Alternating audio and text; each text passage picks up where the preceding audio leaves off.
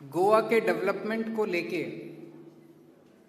गोवा के लोगों के साथ मिलके हम लोगों ने एक बहुत इलैबोरेट प्लान बनाया है। गोवा स्टेट, गोवा राज्य बहुत खूबसूरत है। गोवा के लोग बहुत खूबसूरत हैं। गोवा के लोग बहुत अच्छे हैं। भगवान ने गोवा को सब कुछ दिया, नदियां दी, जंगल दिए, पहाड़ दिए, सब कुछ दिया। इतना खूबसूरत स्टेट है। लेकिन अभी तक इन सभी नेताओं ने और पार्टियों ने मिलके गोवा को लूटने में कोई कसर नहीं छोड़ी। जिसको मौका मिला उसने लूट लिया। और सब अपने मौके की तलाश में रहते हैं कि 5 साल खत्म हो, अब हमारा मौका है, 5 साल खत्म हो, अब हमारा मौका है। इसे बंद करना है, इस लूट को बंद करना है। इसको लेके हमने बड़ा इलैबोरेट प्लान बनाया है। गोवा के लोगों के साथ बैठ के बनाया है, उनकी ज़रूरतों के मुताबिक बनाया है। और अभी कुछ दिन पहले जब मैं आया था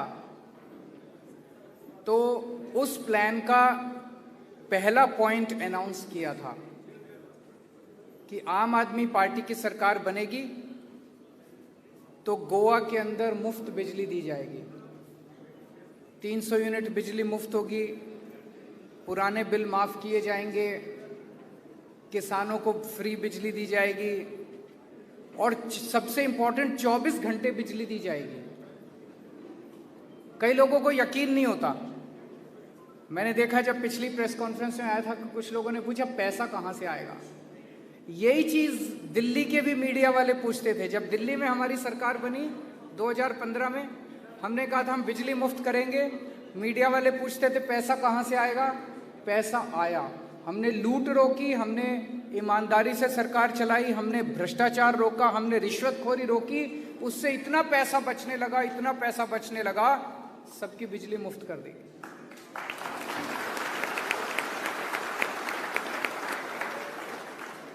गोवा में भी करेंगे।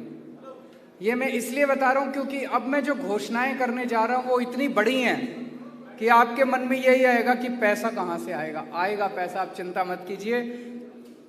मैं जो कहता हूं वो करता हूं।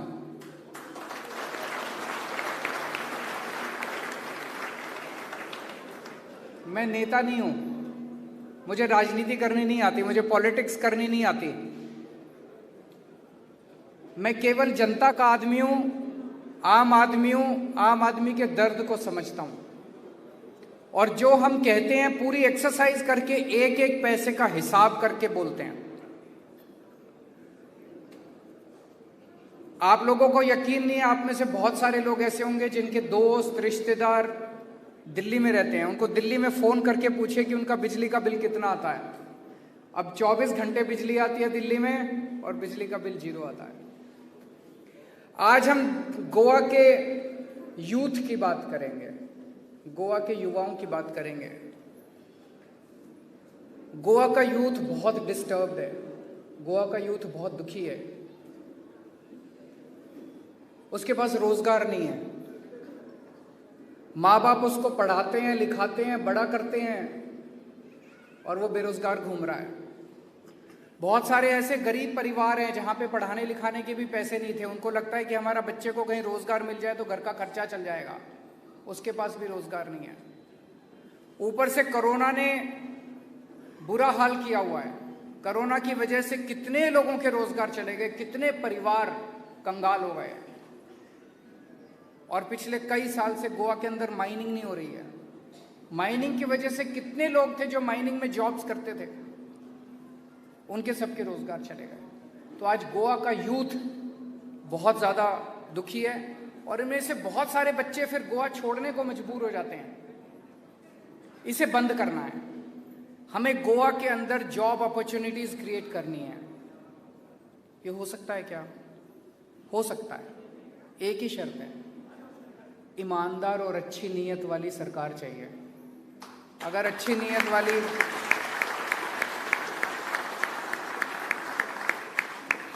नीयत वाली ईमानदार सरकार आएगी तो सब कुछ हो सकता है। तो गोवा के अंदर जॉब्स के लिए मैं 7 घोषणाएं आज कर रहा हूं, 7 अनाउंसमेंट्स।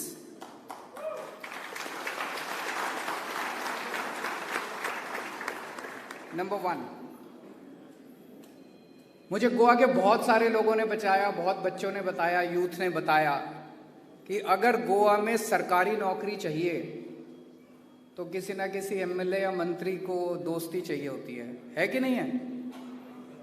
किसी दोस्ती चाहिए होती है, उसका सिफारिश चाहिए होती है, उसके पार्टी वर्कर होना चाहिए या उसका दोस्त रिश्तेदार।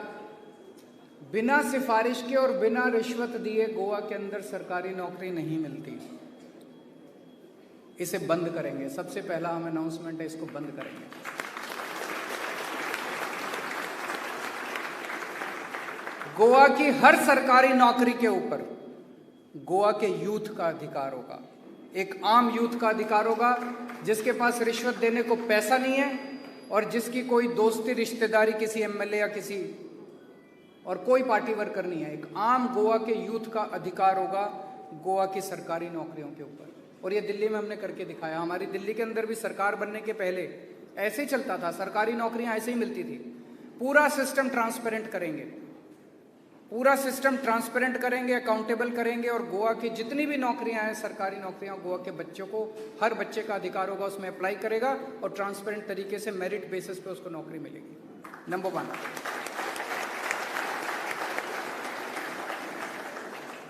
नंबर 2, गोवा के हर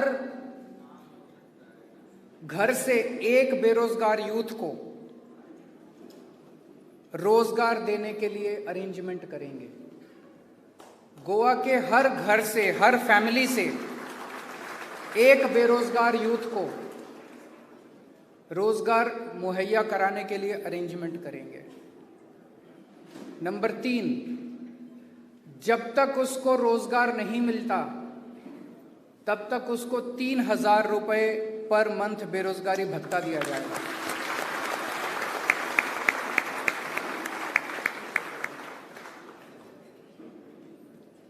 number 4, 80% jobs will be reserved for Goan youth.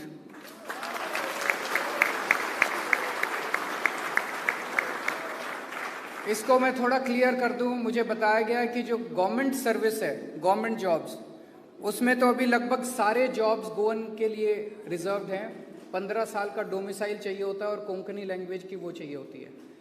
Private jobs are not reserved for Goans. We will bring a law to reserve 80% of the private jobs also for Goan youth.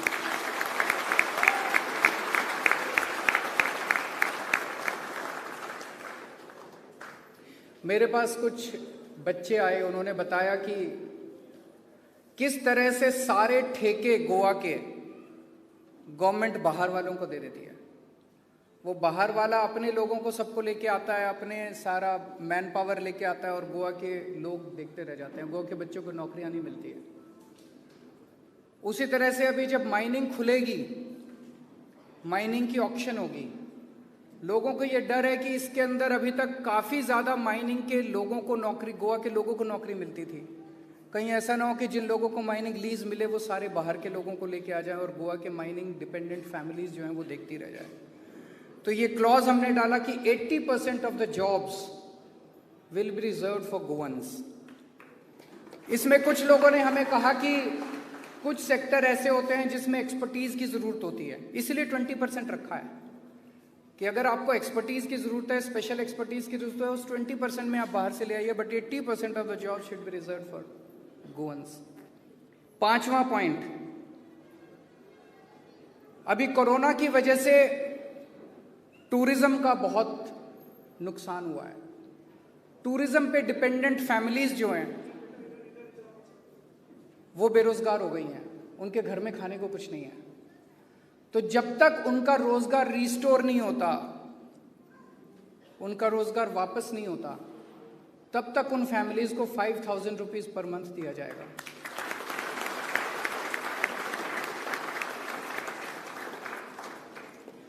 जो mining dependent families हैं, mines बंद हो जाने की वजह से वो भी भुखमरी की कगार पे आ गए हैं। जब तक माइंस चालू नहीं हो जाती और उनका जॉब रिस्टोर नहीं हो जाता, तब तक हर माइनिंग फैमिली को भी 5,000 रुपये महीना दिया जाएगा।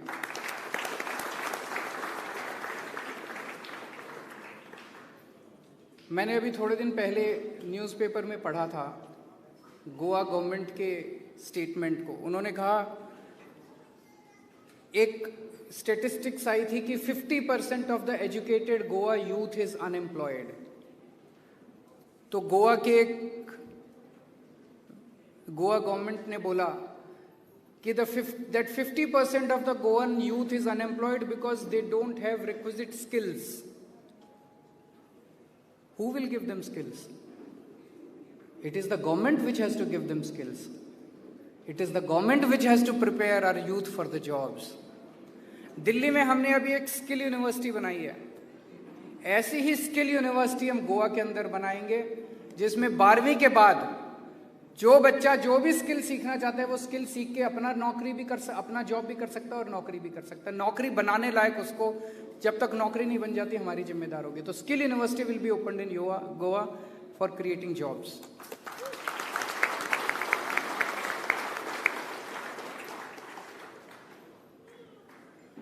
आप कहेंगे जॉब्स आएंगे कहाँ से? अभी जैसे मैंने बताया कि गोवा को लेके हमने बहुत बड़ा इलेबोरेट प्लान बनाया है। आने वाले टाइम में मैं कई बार आऊँगा आपसे बातचीत करने के लिए। स्कूल्स को लेके नए नए स्कूल्स खोलेंगे, हॉस्पिटल्स को लेके नए नए हॉस्पिटल्स खोलेंगे, विलेज क्लिनिक्स खोलेंगे, सड़कें ठीक करनी है। अभी मैं सड़क से आ रहा था, सड़कें टूटी हुई है कि नहीं हुई है? सड़कें टूटी हुई हैं, उनको ठीक करेंगे। डोर स्टेप डिलीवरी करनी है, वो बहुत सारे काम करने हैं गोवा में। इसके लिए मैन पावर चाहिए। ये सारी मैन पावर गवर्नमेंट के अंदर एम्प्लॉय करनी है। माइनिंग को शुरू करेंगे। माइनिंग को शुरू करने से कितने जॉब्स क्रिएट होंगे? टूरिज्म के अंदर इनफाइनाइट अपॉर्चुनिटीज है। विल पावर चाहिए, बस पॉलिटिकल विल चाहिए। इन सब चीजों से जॉब्स क्रिएट करेंगे, आपके साथ मिलके करेंगे। और लास्ट में एक छोटी सी चीज कहना चाहता हूं। मैंने थोड़े दिन पहले सुना था कि सावंत साहब ने गोवा के अंदर पानी फ्री कर दिया। मुझे बहुत खुशी हुई। दिल्ली में हमने किया था, 4 साल पहले हमने दिल्ली में पानी किया था।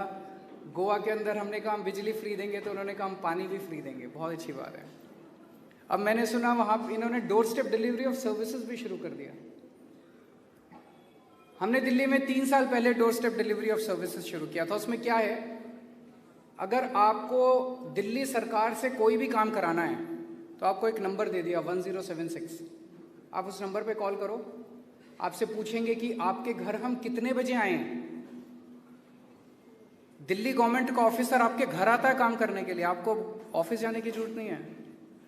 आप बोलिए मैं रात को 9 बजे आइए, मैं तो काम पे जाता हूँ, मैं काम पे जाती हूँ, मैं तो रात को 9 बजे दिल्ली सरकार का ऑफिसर आपके घर आएगा आपका काम करने के लिए।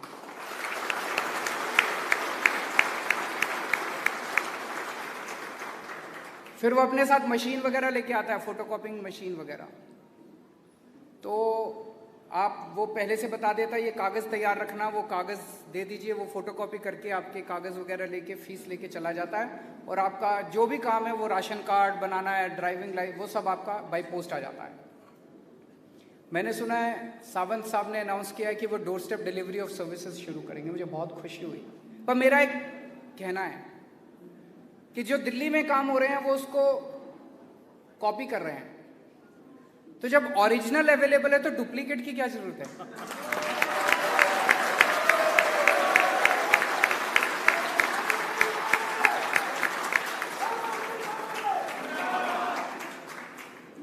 जब गोवा के लोग अपना वोट डाल के ओरिजिनल को चुन सकते हैं तो डुप्लीकेट को चुनने की क्या जरूरत है? फिर डुप्लीकेट वाला तो गड़बड़ी करेगा ना।